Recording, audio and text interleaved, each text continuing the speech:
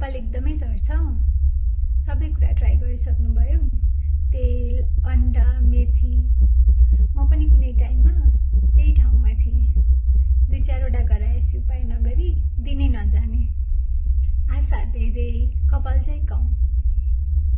जब doctor भएँ तब झट्का लाग्यो। 90% ती उपायहरू साइन्टिफिकली बेकार थियो। आज म एज अ डक्टर होइन, हजुरकै साथी जसरी हेयर लससँग रिलेटेड मिथहरूको बारेमा क्लियर गर्छु। तेल लगाउने कि नलगाउने, इट्स अप टु यु। हजुरको टोटली पर्सनल चोइस हो। तर गलत तेल लगाउँदा स्क्याल्पमा फोरहरू बिल्डअप हुन्छ, जसले गर्दाखेरि इन्फेक्सन हुने चान्सेस हुन्छ। त्यसैले अरू तेलभन्दा कोकोनट ओइल प्रिफर गर्नु होला। धेरै हेयर वास गर्यो भने हेयर फल अझै धेरै हुन्छ भन्ने मिथ छ। यो टोटली रङ हो। हप्तामा 3 देखि 4 चोटि इजिली हेयर वास गर्न मिल्छ। अन्डा या दही यी खानामा प्रोटिन त हुन्छ, तर प्याकेट सहित पकाएर त खानेकुरा बन्दैन नि।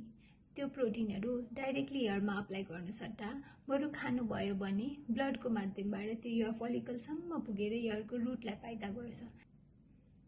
त्यसैले दही, अन्डाहरू कपालमा डिरेक्टली अप्लाई गर्नु सट्टा खानुहोस्। घरमा बुवाको पनि कपाल झरेको छ। 70% चान्सेस छ कि हजुर लाइनमै हुनुहुन्छ। यसमा बुवाको दोष होइन, टेस्टोस्टेरोन भन्ने हर्मोनको दोष हो।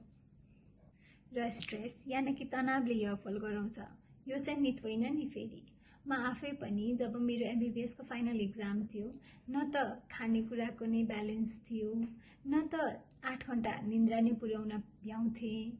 अनि एक्जामको प्रेसर त्यो माथि झन् धेरै। मैले 1 महिनामा अलमोस्ट 30% हेयर लुज गरेको थिएँ।